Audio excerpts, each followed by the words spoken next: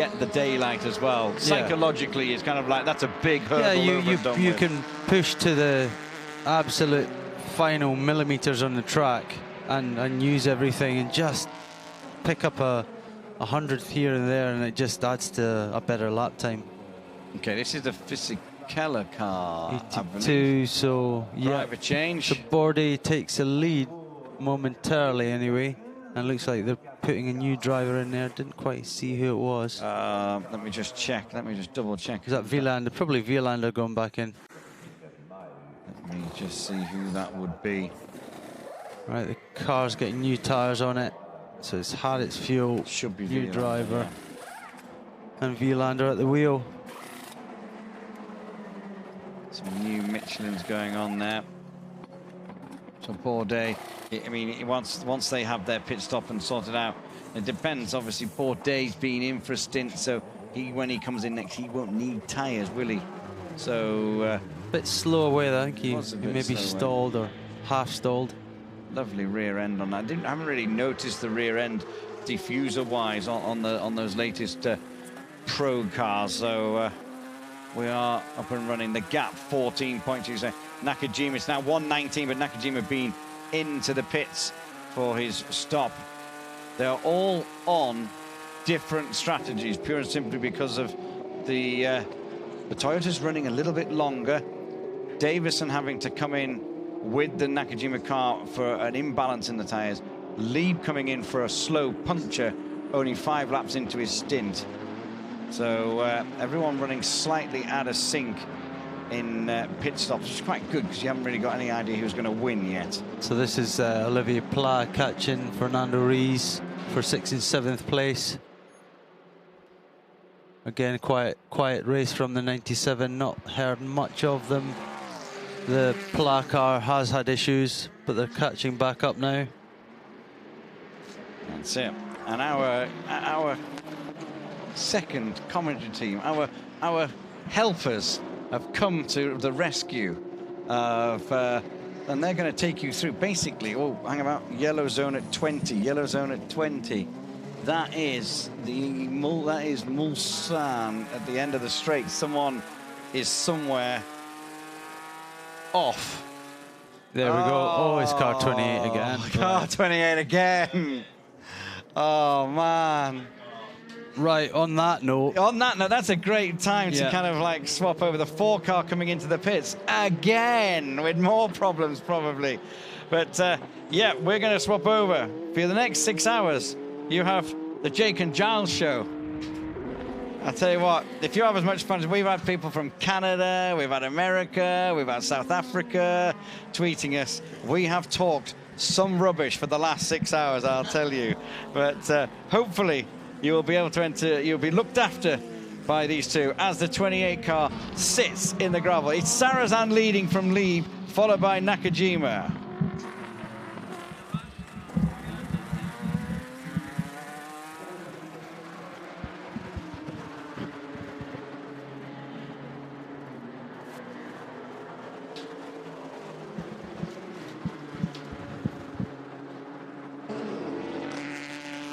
Thank you, Julian. Thank you, Peter. So, we're back in action once again. 6 hours of this for us, once again, as a slightly battered numbered 6 Toyota that was leading makes its way out of the pits and has just lost the lead. As a result of pitting, Stéphane Sarrazin handing over later on in the stint. He's still very much in the car at the moment, with Nakajima-san in the sister car. Still there, still strong, and still powering up for 3rd position. So that's Sarrazin just completing his 17th pit stop with the Porsche, Mark Lieb on 18. So that we are slightly out of sync there, but this is what we expected. We've seen that the Toyotas can go that little bit further on fuel load. That extra lap is how they've managed to save that pit stop. Now they're going to do that in the second half of the race again. So interesting to see that now that's happened, the Porsche running faster for shorter has ended up net gain ahead of the Toyota. So that's the first part of this played out. So now the Toyota's got to do that on genuine pace. So I wonder if what we're going to see is them dropping back to be doing 13 lap stint faster as we go into the yellow flag zone now, where they're trying to clear the Pegasus racing car, which has gone straight on in its favourite spot. That happened, I think, twice during our stint last night, down at the end of the Mulsanne. So just looking at the other classes as well, because as Peter, I think, was just alluding to, this is the hour where we start to see those really fast times getting pumped in again, Jake, and the circuit is as rubbered in as it's going to be. We haven't had any overnight rain. The air is nice and dense, and these engines are going to be getting as much power as they possibly can. So we were seeing times going in, quick times going in LMP2 in the Pro and in the AM GTE classes. This slow zone will be killing that for now. But I expect the next hour to be seeing some of these guys putting in some really fast times. And Matt Griffin actually put in a second personal best fast time for that car in the GTE AM class, fifth, currently lying fifth, but did a 3:57.4, so 2 in a row for him. Well, the big question, now that we have 9 hours to go, and we still have 2 Toyotas towards the front end of the field with the Porsche with it, number 2, can Porsche overhaul the 2 Toyotas? Well, the answer to that is yes, but they're really going to have to work hard to do it, because Toyota are in a very good position. They're not out of the water yet, Toyota, because they still have a few more tricks up their sleeve to unleash if they are going to get this job done safe and sound, because the Porsche team are still throwing everything they possibly can at Toyota, and it has been that way pretty much for the last 8 hours of the race. Absolutely. You know, when we left our last shift 6 hours ago, we were seeing that number 1 Porsche coming in with the issue of a water pump failure, and the water pump being within the bell housing of the gearbox. So the guys having to split the car to repair that. We saw the almost effective repair. He got out, got down through Tertre Rouge before it failed again, and tried to bring the car back on battery. In the end, he had to bring it back with under power, but we've lost that car now. So we are down to one Porsche, and you have to question whether that problem is going to strike the number 2 Porsche as well. Well, Anthony Drevet kept me informed just as we made the changeover from the pits that the number 2 Audi is not far away from its next stop, and at that stop there is going to be a driver change. So that's something we can obviously anticipate and look forward to. Mark Lieb in the car at the moment, Sarthe and Nakajima in the Toyotas, as into the pits comes the 50. That, of course, is the Labre competition Chevy. Yamagishi, Reg and Belloc are in that car. Jean-Philippe Belloc, the very last driver to be confirmed for a race seat going into the Le Mans 24 Hours. He was only confirmed, I think, on Monday. Yeah, in scrutineering on Monday. Scrutineering, so great to see he's managed to get himself a seat back on the grid again. So the number 2 Porsche now running down out of Tertre Rouge down to the first chicane. Interesting to see that the number 1 car, now that they have got that car back out, is sitting on his tail, playing tail gunner for him right the way through. So I suspect we'll see those 2 cars running together, and some strategy played on the number 1 car to try and optimise what's going on with that number 2. Let's keep you up to date with the LMP2 battle. It's the Alpine that leads, the Signatech Alpine, with Nicolas Lapierre in the lead of that one, followed by the TDS Terrier with Pierre Terrier in second position. With the Areca number 26, the G-Drive car has Roman Rozanov at the wheel, and they are on the verge of being lapped for second position by the crew in second place. So it's slowly starting to expand in terms of a gap, because there's 1 lap between the Alpine in the lead of the race and the second place Terrier, and then there's almost a lap back to Roman Rozanov, and then there is a lap back, possibly 2 actually, to Scott Dolan in the Jota Sport G-Drive Gibson. Then Panciatici, who we saw having some rather amusing histrionics a little bit earlier on. Let's put it this way, he knows how to count up to 1. Vitaly Petrov in the SMP racing car is there in 6th position, in front of the all-British Stracker Gibson, with Nick Leventis at the wheel, in front of the slightly hopping Kevin Bujun-Jin. Interesting to see that he's got back in that car, because again, as we were leaving last night, he was getting lifted out of that car. An incident on, I think it was on Wednesday evening, causing him some concern, injury to his leg.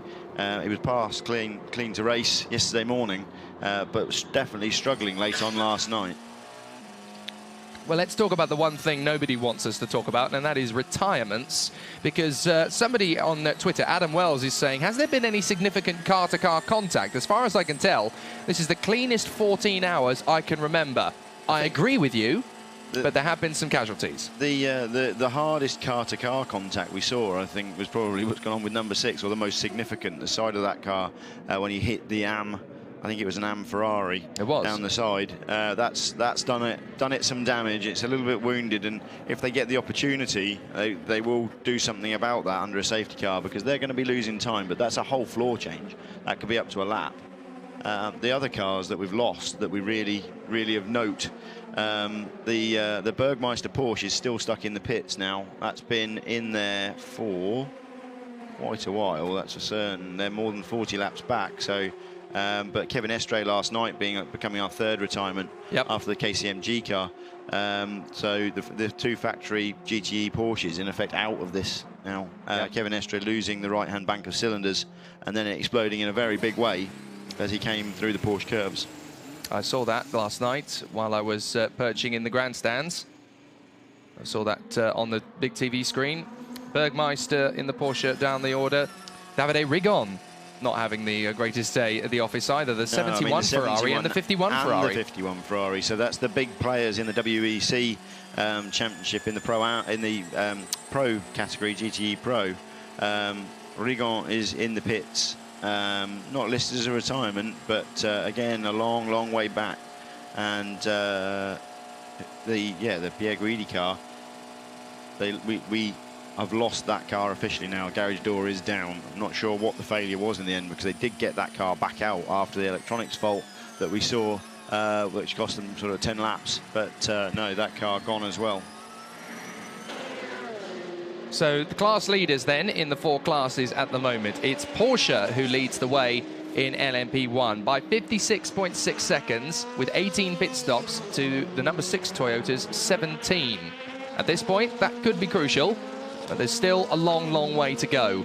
In LMP2, it's Lapierre in the 36 Signatech Alpine that leads it by a lap to the Pierre Thirier TDS Thirier. In the Pro category, it's Ferrari out in front at the moment by just 4.7 seconds. It's still the closest fight. GTE Pro, it's astonishing. Absolutely. I mean, Villander does owe us a pit stop. But that said, the gap is going to ebb back out to just over a minute, and Bourdais will hop him at that point. Villander's done full service. Sebastien Bourdais in the Ford will owe us full service. So it is ebbing and flowing. The gap, the top 3 there covered by 2 minutes, is a genuine gap. It's going to be quite exciting. I think that's going to come down to less than a minute between those top 3 once we get the stop from Villander. And fair play, up to 4th position, it's the Aston. Aston just keeping going, driving it round and round and round. The Dane train plus Darren Turner. Again, they're all pros. They all know what they're doing. Just set its fastest lap of the race so far, a 3:53.737. So that was on the last lap. Yeah, Nicky Team's getting on with it now. They know what they need to do to close that gap. They're still in with the Hun. We're happy to take tweets over the course of the next 6 hours, but it's not quite going to be so Twitter happy, just because we're at the very business end of the race now and we don't want to miss anything. So we'll wait till quiet lulls before we take your tweets, but do please keep them coming into us at Jake Sanson on Twitter. And there's still a long way to go for these guys. So the battle is continuing on. The Audis, both having recently boxed and come back out again. Fair play to them in terms of their recovery. They've both had issues, and they're 4th and 5th. The number 8, 2 laps off the lead, and the number 5, 11 laps off the lead. Yeah, and you know, Audi will be particularly despondent, I think, at this point. Normally they're waking up in the morning in the box seat, ready to go fighting. Instead, they're ready to go chasing. When is it over? Yeah, I mean, the gap's not huge. You know, we've got a 3-lap gap. It's not like those guys are a long way back. I think that will ebb back to being a 2-lap back. So 2-lap gap. And what we've seen last night with the Porsche, you know, it's very easy for those guys to lose 5, 6, 10 laps. in the pits. Let's see, you know, the Toyotas so far, touch wood, the reliable one, the car that's just kept going at a sensible pace. No issues for either car, and they've got 2 bullets in the gun at the moment, separated by 14 seconds. Driver change at the Signatech Alpine. Nicolas Lapierre gets out. I think it's Stefan Richelme who's getting in. No, sorry, it's Gustavo Menezes. Yeah. So Menezes is in the car now. And that is the leading LMP2 car. They have about a lap at the moment, so it's not a massive panic, but they are not going to spare any time if they can help it, because they know that as close as it is, a lap, that sounds like a lot. It really isn't with 9 hours to go. Anything can happen at this point, and a lap in LMP2 at the moment is only about 3 3/4 minutes. Yeah, absolutely, and you know, it's all coming alive now. So they'll be getting on with it, putting Nick Lapierre has just thrown in a fantastic stint, bringing him through into the early hours. And no, Richelme in. He'll be pushing on very hard now just to try and maintain that gap, if not grow it, just to give them a bit of a cushion. Because, as we know, with LMP2, anything can happen at any particular moment, and they really are struggling in the traffic with the GTE cars this year. It looks... Fuel level low. Driver change. Copy. What we were suspecting, what we were suspecting, a driver change. And who is it that's going to be taking up the position? It's Romain Dumas. So Romain Dumas will be swapping for Mark Lieb. A lot of newbies with us for this, their first Le Mans 24 hours, and they're all asking a similar question here. Why do some cars have yellow headlights while others have white headlights? That's a very easy question to answer. The white headlights are prototypes, the yellow headlights are GTE Pros and GTE AMs. So that's the difference. That's how you know which is which from a long way off. You can't really tell which prototype is which from a long way off in the dark, and that's a retirement. That is a retirement, I think, at the 92 Porsche. No, that's Rebellion. Oh, that's Rebellion. That looked to me like the 13 Rebellion. The 13 Rebellion is out of the race, as confirmed to us by Anthony Trevet, and the Porsche 92 and the Porsche 91. We now have confirmations that both the Porsche Motorsport 91 and 92 are out of the race, and both the AF Course Ferraris 51 and 71. Thank you for the confirmation there, Anthony Trevet, down in the pits. So we have 2 Ferraris and 2 Porsches, 2 of the big heavyweights in this GTE Pro battle, out of the race. And yet, Ford continue on with the Rizzi Competizione car. Yeah, absolutely. Anthony's going to try and get a word with Bart Hayden or Ian Smith down at the Seba team, the Rebellion team. Those guys were running so well last night when we left, and we were looking at, you know, are they going to be the ones that nick the podium? But seeing them out, it's quite scary. But to see, so there was a clutch problem, Anthony's saying, with the 12 car through the night, which is where that car's gone. But yeah, it'll be interesting to see what that was on the 13, because I think it was the 12 car that had been the walking wounded from the start, wasn't it, Jake? I think it was, to be fair. Yeah, I think it was. Here is the driver change. Mark Lieb out, Romain Dumas in. And it's going to be a really interesting battle now between the Porsche and the Toyota. This driver change is not going to cost them the lead, because they managed to build up a big enough gap to do this. But Toyota are still pushing on, throwing everything at them. This is not the kind of race where you can just allow a strategy to play out and see what happens. There is the Toyota. It's about to take the lead, in fact. So they have got close enough to take the lead. Flowing there. Yeah, absolutely. So that's us back to the Porsche with 19 stops against Sarrazin on 17. So this is genuinely, there you go, the lead change as he comes out the end of the pit lane. This is how it's been the whole race.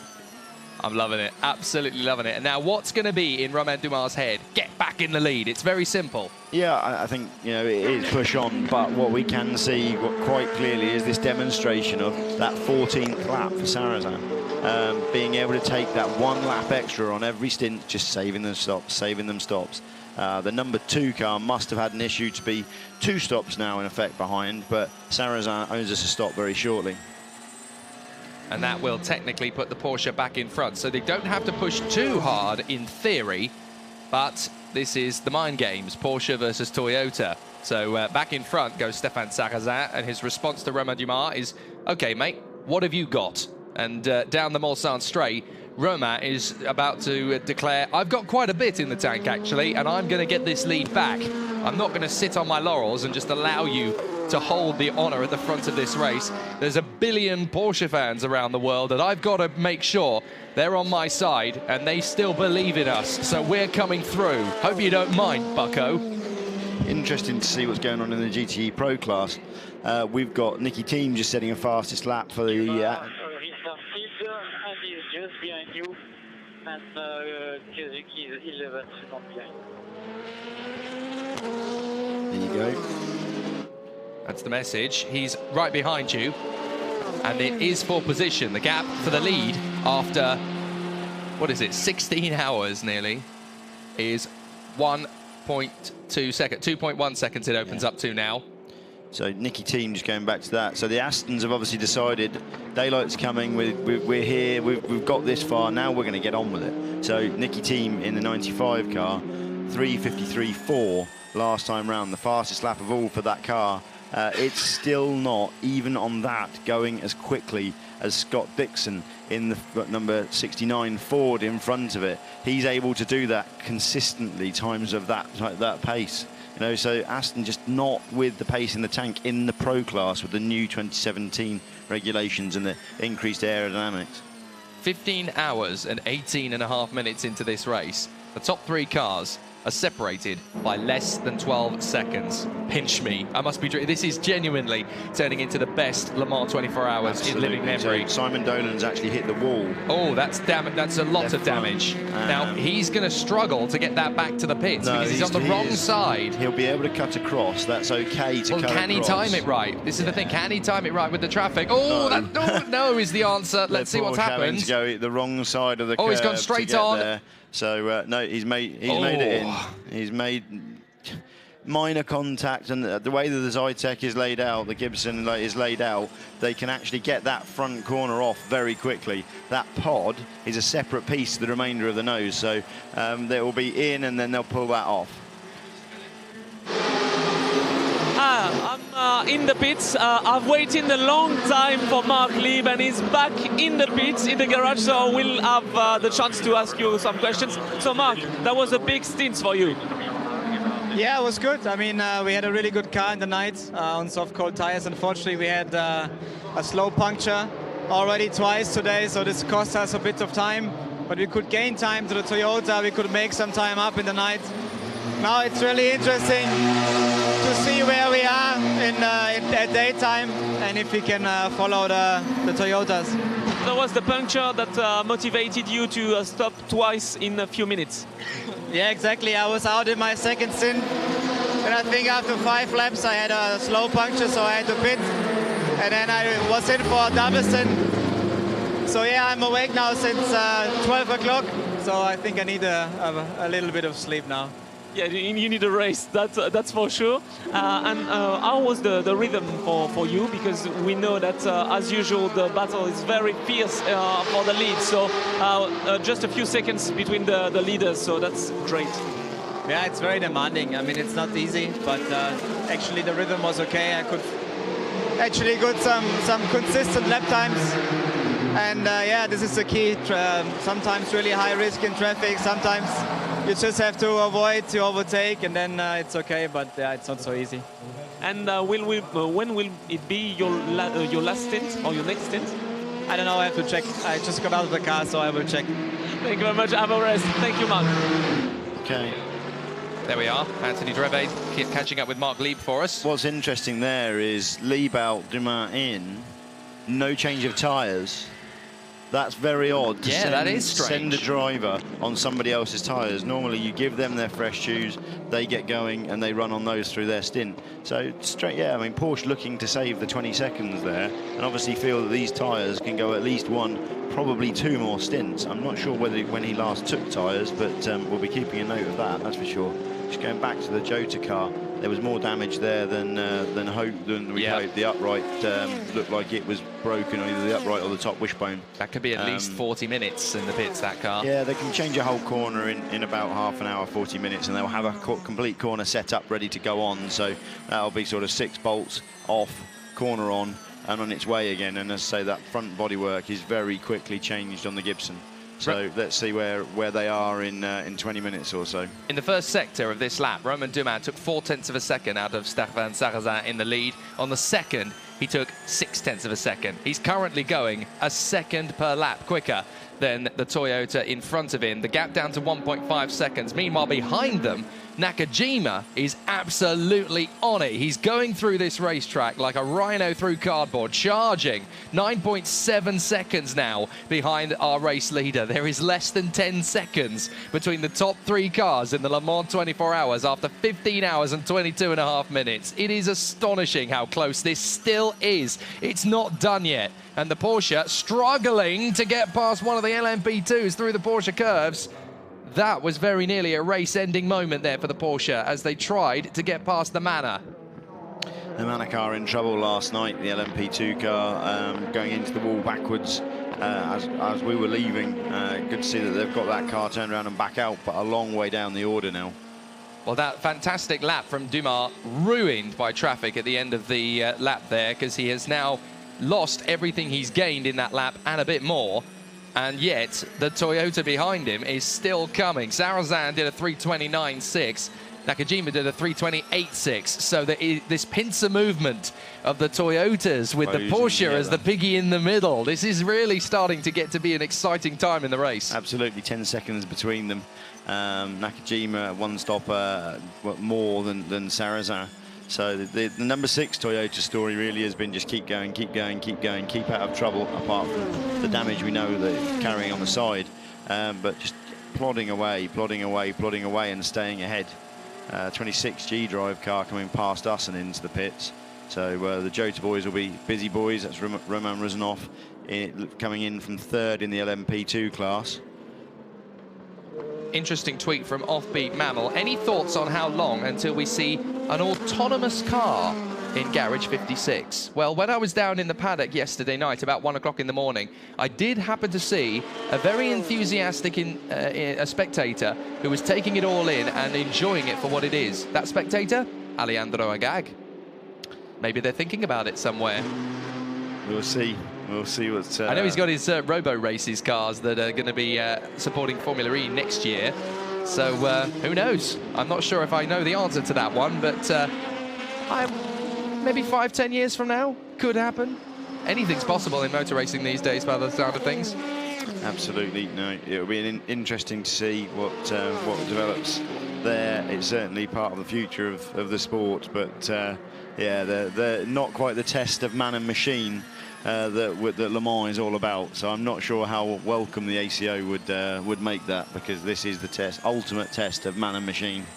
And if you take the man out of it, well, you've kind of lost a lot of the essence of it. Absolutely. You know, that's the autonomous bit doesn't really work at Le Mans. Yeah, you're basically programming a glorified supercharged Hoover, really, Go aren't and you? drive around. Exactly. It's not really in the spirit of the Le Mans 24-hour. I wouldn't mind a test of it somewhere, 24 hours, like they used to do in the old days when you'd test a road car to see if you could break it within the first 24 hours of its life. I think they used to do that with Saabs, didn't they? There was that fantastic test in the early 90s, I think 94 or 95. They sent 7 Saabs onto a racetrack for 24 hours to see if they'd break. Kazuki, we see vibrations, but it's okay to run like that. It's still okay. Stefan 9.3, Cuba 5.8. Well, he's got vibrations, but incredibly, despite the vibrations, whenever there's clear traffic, he's still the fastest car out there, as we hear from the pits that Anthony Dreve is down at G-Drive. Yeah, Simon Dolan in the pits. What happened on the car number 38? It's pretty simple. Braking into the chicane, the first Ford chicane, and the Aston V that I just overtaken just punted straight me up the back and put me in the wall. It's disgusting, absolutely disgusting, the standard of driving. If I find out who it is, they've just destroyed our race. And as far as I'm concerned, it's just not allowed. It shouldn't be allowed, not at this level. Disgusting. Yeah, I understand. Thank you, Simon.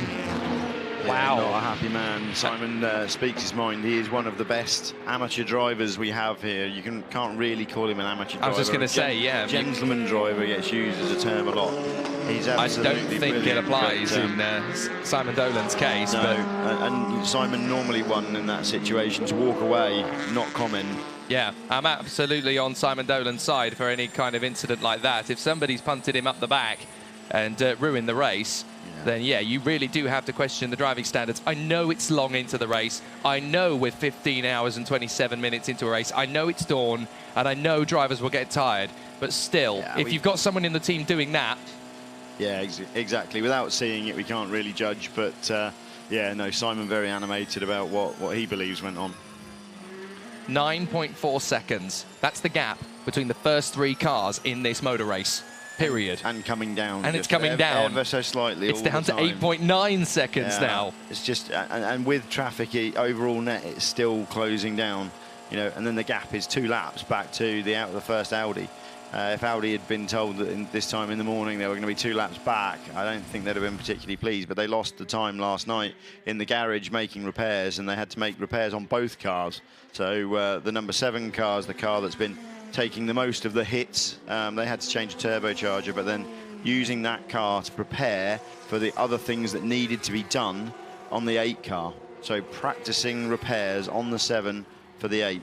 So we see some lovely moody shots of one of the cars coming in. That's our LMP2 leader, Ricky coming into the pit lane. Well, @TearBanana on Twitter has informed me on the bit I missed to do with the number 2 Porsche.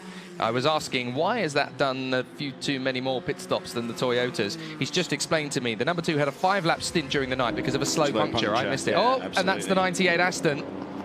So that is problems there for Matthias Lauda. Oh, Paul Dallalana. Dallalana's in the car again. Paul had an off again last night. You know, Paul, the man there, he's ultimately paying the bills. He does a fantastic job of what he is here to do, of bringing that car home in one piece. Has these little moments, but ultimately, you know, he should have won the WEC last year without those moments. They have the pace. He has the pace. But yeah, just needs to calm down and get the job done. Remember that he's here for a 24-hour race. Question: might that have been the Aston that was involved with Simon Dolan? It's potential, isn't it? I wouldn't want to poke it towards them. No, indeed. It's not our place to say, is it? It's we'll see. We'll see. I'm sure it'll all come out in the wash, and we'll find out what's going on. And yeah, no, Paul will get his bit done, get out that car, and hand it over to probably Pedro Lamy, who will suddenly be throwing in fastest sector time after fastest sector time very shortly, I'm sure. How important is the worldwide reach of the Le Mans 24 hours? Well, we've just had a reminder on Twitter. Greg Cesaroni tweets, I'm sitting across the street from Daytona International Speedway, and I'm watching the race on my phone and have been since the start.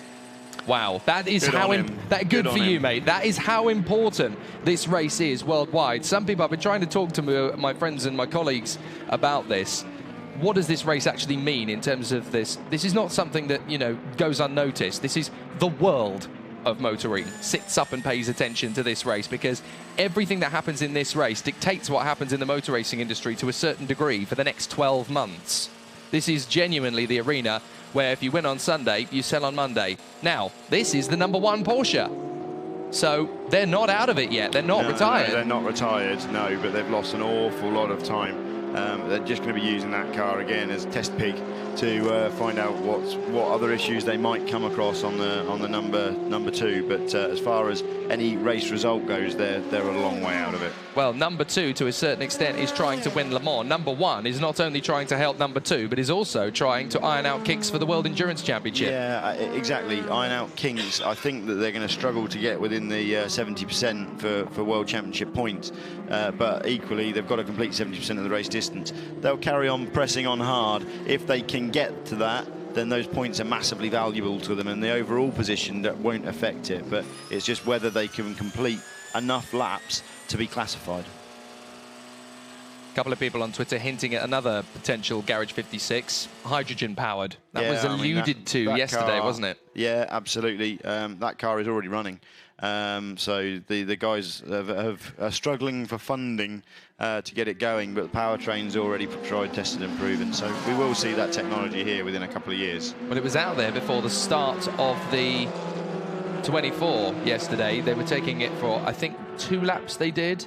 So somebody somewhere in the crowd who's got several billion pounds saw that and went, that's a good idea. So do not be surprised if Garage 56 next year is a hydrogen-powered car. Into the pits comes the #1 Porsche. Mark Webber is about to get out of the car. And I think he's about to be replaced by his Timo Bernhard. Yes, it's certainly not Brendan Hartley's helmet. We can tell. We can tell it's Brendan Hartley by his Red Bull helmet, and Timo Bernhard is the one with the yellow, red and orange on his helmet. And the massive B, as Anthony Treve points out, is a big giveaway. Yes, good point. So out of the car will get Mark Webber in true Aussie grit style. It just seems like a bit more of a dejected Porsche #1 crew. There's not quite the sense of urgency that there was a few hours ago. No, I mean, ultimately, they now know that what they need to do is stay calm and try and collect some points. Avery Hage, if you had to pick one driver to race in the 24 Hours of Le Mans who hasn't raced in it before, who would you pick? In a battle like this, it's quite difficult to answer that question because we've already got an incredible elite amount of drivers, including this guy, Tony Villander. Fernando Alonso is the obvious choice, and he's said that he wants to be here. You know, he is, without doubt, the fastest driver in the world at the moment, I think. Wow, you went out on that limb. I'm impressed. It's a good choice. He ultimately, he is, you know, he wants to buy, he's already got a bike team, I believe, and he sees himself here, you know, probably as driver team owner. So, yeah, I mean, see what happens. McLaren's not exactly the car to be in at the moment, and never know. You never know what might happen. But if the homologation rules fall their way, McLaren may well consider entering a car in the Le Mans again. Yeah, absolutely. You know, those guys are always looking at it, as all these manufacturers that are running in GT3 series throughout the world are. But the convergence talks between the ACO and the FIA and SRO, we wait and see what happens. You know, the current Ferrari 488 is the first car that can be converted from GT3 to GTE specification, and that's key with the way that the class structures have fallen over recent years. So for next year, you'll be able to buy a 458 GT3 car, and when it becomes a GTE AM potential car next year, you'll be able to buy an upgrade kit from Michelotto, the people that produce those cars for Ferrari, and go GTE racing. So it's a very clever move by Cristiano Michelotto and his team in Padua, who produce those cars. The gap could be like this at the top of LMP1 and at the top of GTE Pro, right the way to the finish line. It could be that unpredictable throughout. I mean, Villander in the Ferrari is only 10.8 seconds ahead of Sebastian Bourdais in this Ford that we're watching. And that's 10.8 seconds. We knew it was going to be close. I didn't think it was going to be this close at this point in the race. This is astonishing. Yeah, absolutely. But I think what that tells us is these cars, we've got team radio. I've lost a lot of grip between the first and the second stint. Picked up a lot of understeer, it's getting pretty tough out there. Yeah, 10-4. That's what we figured. We may change our plan here a little bit. Okay, so the 68 Ford is actually going to, running second with Sebastian Bourdais at the wheel, is actually going to react to a balance issue early on by the sounds of it and take a change. So they're only 10.9 seconds behind Tony Villander in the Ferrari 488, the Risi Competizione car, which is running first overall in the GTE Pro class. So they may change plan, we hear there. So probably some new boots on and send it. I suspect they'll change compound of tyre to try and bring the balance back. So the LMP2 battle at the moment, it's Signatech Alpine 6th overall and leading the way, a lap ahead of the TDS by Thierry Oreca. Then just managing to stay on the same lap is the G-Drive Oreca with Roman Ruzanov at the wheel. Panciatici is there in 4th place now, with Ladijin in the SMP BR Engineering car in 5th, and Nick Leventis in the Straka in 6th position. And that big accident for Scott Dolan has really, as he said, ruined their race. They have slipped down, Simon Dolan, sorry, they've slipped down to 10th position now, just behind the BR Engineering SMP of Nicolas Manassian, who's already had their fair share of woes, that car. So unfortunately, it looks as if 2014 is not going to be a repeat scenario here. No, you know, and I don't think that those guys would necessarily have expected it in terms of coming here with the Gibson. I think things have moved on an awful lot with, you know, the Orica absolutely bossing this at the moment. So you've got Alpine Orica, Alpine Orica, the first 4 places. The next best of the rest is the BR Engineering car, the SMP racing car with Kira Ladigan at the wheel at the moment. But the first what? Down to Kirill in 5th, covered by 3 laps in LMP2, which is still pretty tight. But the battle there, the real battle is for 1st and 2nd, and Roman Ruzanov in the Gazprom G drive. The other Jota car is 3rd, but a lap back on Pierre Thirier and Stéphane Riquelme. Well, in the GT Pro category, it's Ferrari, Ford, Aston, Ford, Porsche. And that 6th position Porsche is the Dempsey Proton car. As into the pits is the 62, the leading GTE AM car, the Scuderia Corsa machine with Jeffrey Seagal in the car, sharing the car with Sweedler and Bell. But the 6th position car, the Dempsey Proton Porsche, I was particularly interested with the progress of this as the Scuderia Corsa boys pat themselves on the back for a job well done. And that has maintained their advantage. They're a lap ahead, actually. They're doing a fantastic job. They've just kept out of trouble, gone round and round, not hit anybody. Pat Long chasing them down in that number 88 Proton competition car. And then Manu Collard, you know, he's been here, I think this is his 22nd Le Mans in a row. Who better to have chasing them down in the other Ferrari 458 Italia? But yeah, a lap separating each of the podium sitters in the AM class. There's a potential for 2 American squads to win in GTs here, because the Ford team is not far away from Tony Villander, 11.1 seconds. And then those boys at Scuderia Corsa leading the way in their Ferrari and GT AM. We just caught sight of the car I was going to talk about, Richard Leitz at the wheel in the Dempsey Proton Porsche. I happened to pop into their garage while I was on my exploratory journey around the pits last night. Somebody asked on Twitter, what do commentators do between their stints? Well, I know what you did. You slept. I slept. You slept, and that was a very sensible decision because you're looking a lot more fresh-faced and bright-eyed than I did. I decided, right, let's go and explore the pits. Let's see who we can talk to. And strangely enough, the first person I got to say hello to was Patrick Dempsey down in the Dempsey Proton Porsche.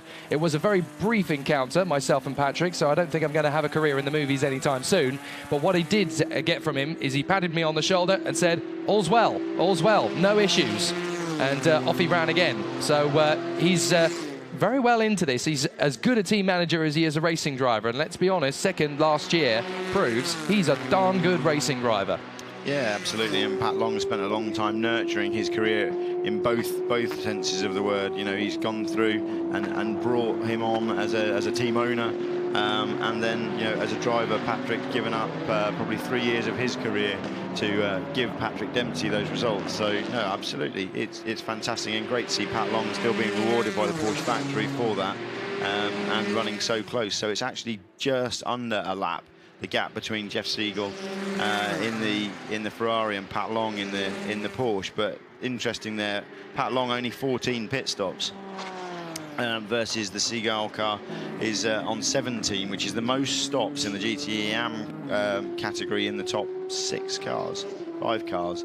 So they've obviously had their issues or taken advantage of safety cars along the way to do things like brake changes and the clever stuff. Clearly the strategy's right because they're on it. They're way out there.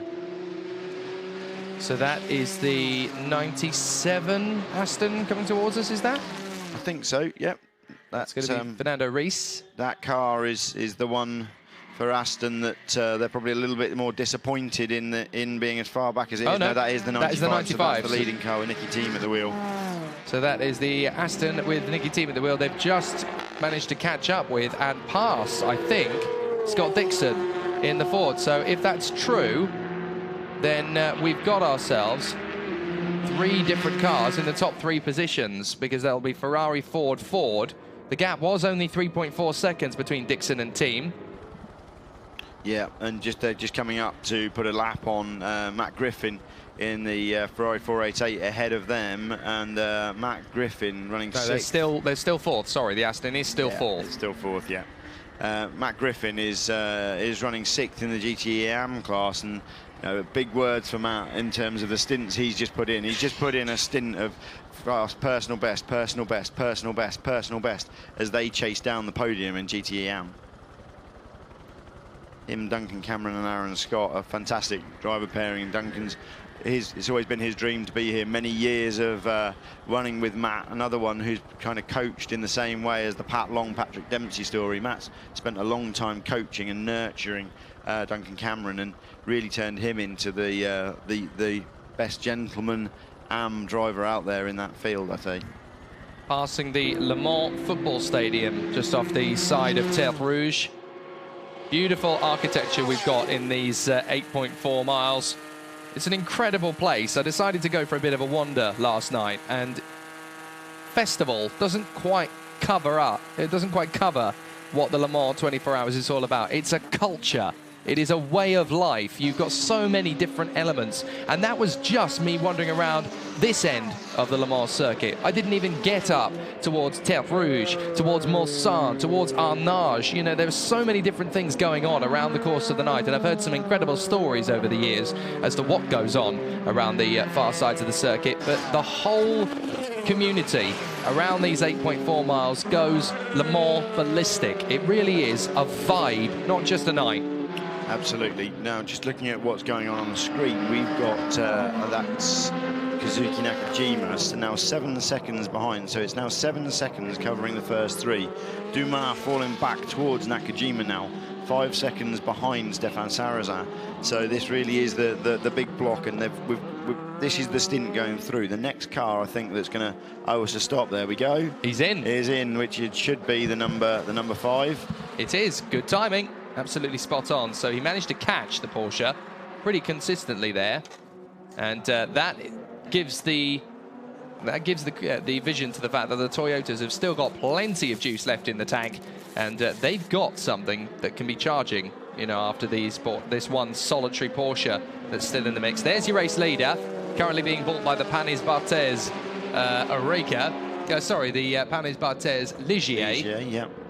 But I think that the key thing there is that Toyota has still got 2 bullets in the gun, so they can send somebody to really race the Porsche and try and break it, and they've still got one in reserve.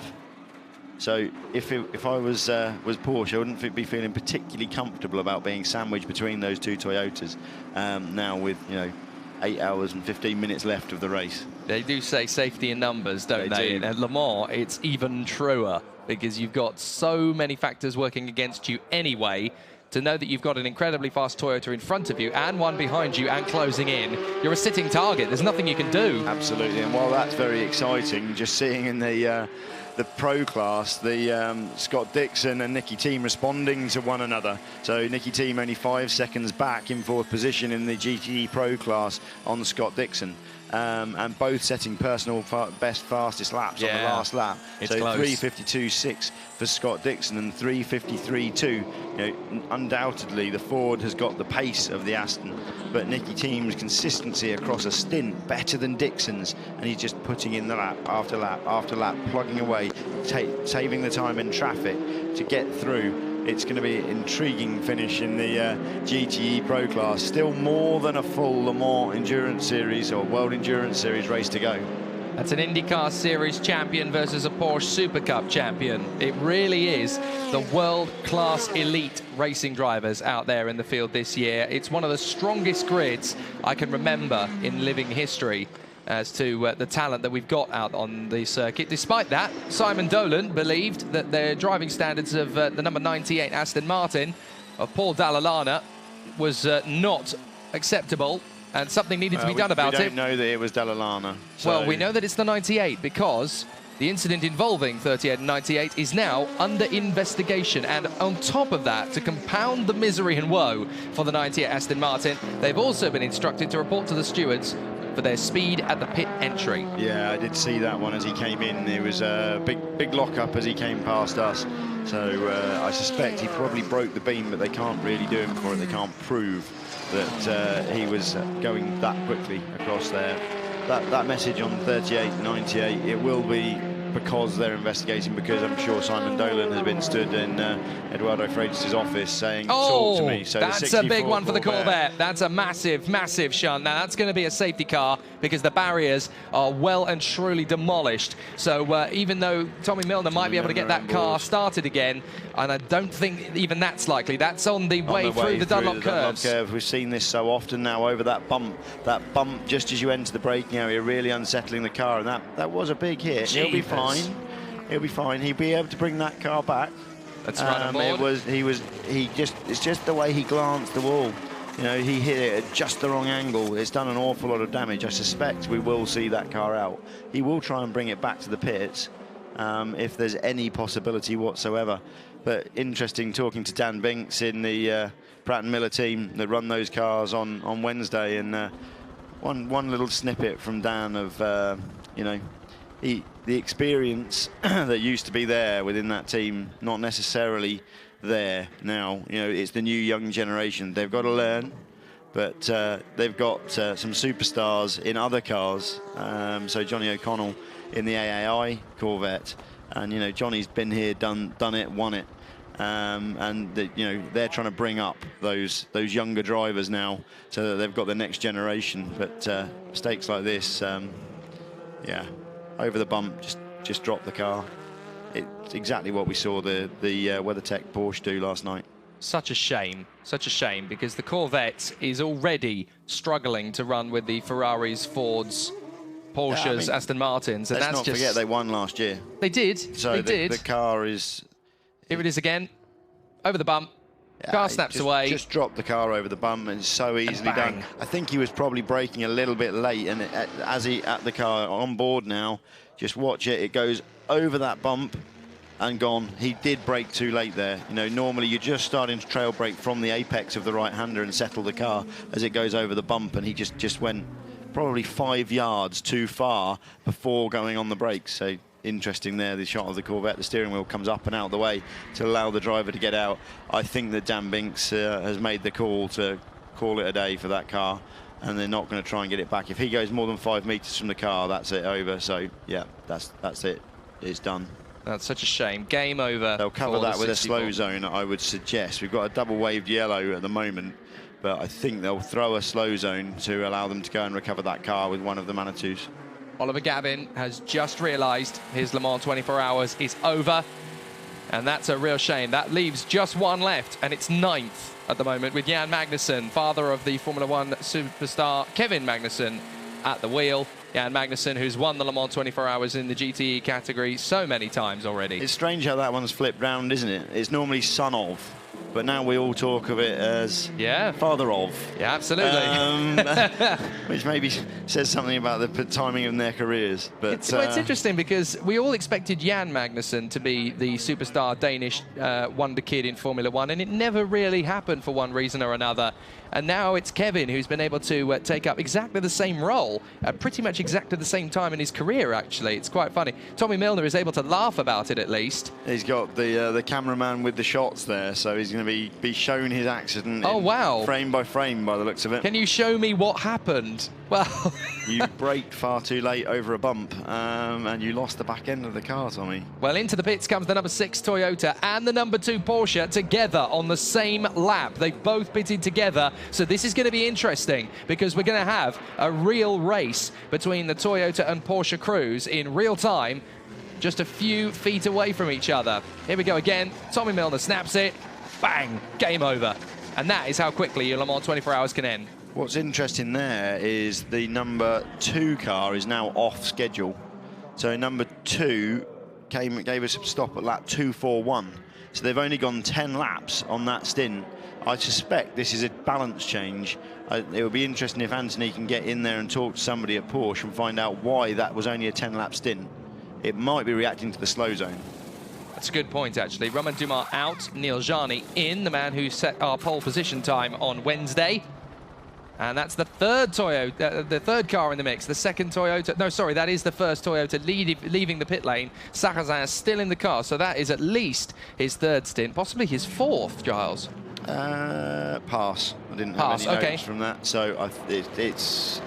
I think that's his third. Definitely his third, and it could well be his fourth. Well, they're putting oil putting oil in. They've got to do it at some stage. So away the car goes. That's normal. We've got a pressurised oil system to be able to feed the engine. Just go on with a bottle with a dry brake coupling, and they'll add a set quantity of time of oil, which will dictate the quantity that goes in. So now being released into the slow zone, so the car won't accelerate as normal. They'll crawl up the hill. Don't worry, that's not an issue with the car. And Kazuki Nakajima just moved into second place. Toyota 1 and 2 now. Yeah. Yeah, absolutely. On 18, 19 and 20 pit stops each. Could that be the finishing order of this race? It's possible, isn't it? It's very possible. You know, Toyota would love that to be Toyota, Porsche, but there's a long way to go. I don't think Porsche aren't going to settle for third. No, and who have they just put into the car? Neil Jarni. So he doesn't do things by halves, Neil Jarni. He is going to absolutely moss it all the way through this race. That's his first time back in the car since about midnight last night. So he's running on a similar shift pattern to us. As we were leaving last night, he was getting out that car. So he's had 6 hours off. The other guys have done their doubles or triple, quadruple stints, actually, it will be. Through the night, and now they're ready to go. So down in the pits, Anthony, who have you got for it? Yeah, Oliver Gavin is next to me. So Oliver, what is your feeling about the crash? I mean, is it a mistake from Tommy? Well, I think that he might have got in a bit hard into turn one, and maybe had a little bit of rear locking. I'd had a little bit of that. We'd also just made a little bit of a chassis and aero change, and that might have just caught him out a little. And you know, we're racing hard, and we're pushing, and we're trying to make up time, and we've been pushing all race, trying to keep with everyone else in our class. And you know, it's racing here can be extremely unforgiving. I've seen some really horrible accidents here, but it's part of the challenge. It's part of what we do.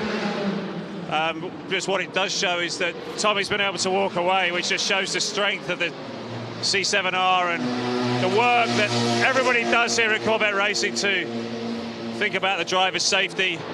It's one of the reasons why I want to drive for this team, is because they really do think about and care for their drivers. And I'm just so pleased that Tommy's been able to walk away from this one. It's a great shame we're out of the race, and it's the end of our day. But the focus will now shift onto the 63 car and try to get the best possible result for them. Thank you very much. So yeah, Oliver Gavin talking there very deeply about safety, and it's quite relevant really, because in recent years we've had some pretty nasty shocks in the world of motor racing, and he said, you know, there have been some pretty big accidents here, and Oliver Gavin was one of the closest friends of the late great Justin Wilson, who has been here before. So you've got to think about safety, and one thing he can say with a lot of conviction about the Chevrolet Corvette team is that they really do, as he said, look after their drivers. They are very safety conscious. Yeah, I mean, those guys have developed all sorts of systems to give them the maximum safety within the car as drivers. So they've got a satellite system within the car that they're looking at. It's a radar system looking at who's around them, and that gives them different colours for the different classes that are approaching. So they can see that they've got an LMP1 car approaching on the right-hand side, and it gives them audible warnings as well. So yeah, they've spent a long time developing that car to be as safe as it can possibly be, but ultimately a very, very quick car, and pretty gutting for the defending champions to go out in that way. But we heard them saying exactly what we'd seen, you know, a mistake over the bump, gone in too hot, and around the car went. But it is a 24-hour sprint race in GTE Pro, so that's what we kind of expect. Jason Turner on Twitter. Hello from Boston. Do drivers need a special license, a bit like a super license in Formula One? Doesn't quite work the same way in Le Mans. No, absolutely, it doesn't work quite the same way. So these guys have their international racing license, and they have to pass a test, a simulator test, whereby they go through all of the procedures that they carry out that are unique to Le Mans. So the slow zones and the safety cars, the 3 safety cars we see deployed, they go there to one of the nominated centres, run through that programme, get a stamp to say, right, you're good to go. They then can come and do the test day. So coming to do the test day, which is a fortnight before the race, they've got to then do 10 laps at the test day to qualify for race week, and having done their 10 laps at test day to qualify for race week, they've then got to do 5 night laps during race week as an absolute minimum to be allowed to enter the race. So that's kind of the process to be able to be here. That and probably £1 million. Yeah, absolutely. I was just going to say, I was wondering, you do need to remember the £1 million bit. Yeah, unless you're extremely talented. But you know, the only drivers that aren't forced to be here 2 weeks before to do the test are platinum drivers. Can apply for an exception. They're not necessarily given the exception, but they can apply to not come. And we had a couple of people do that while there was an IndyCar race going on a couple of weeks ago. Anthony Drele is down in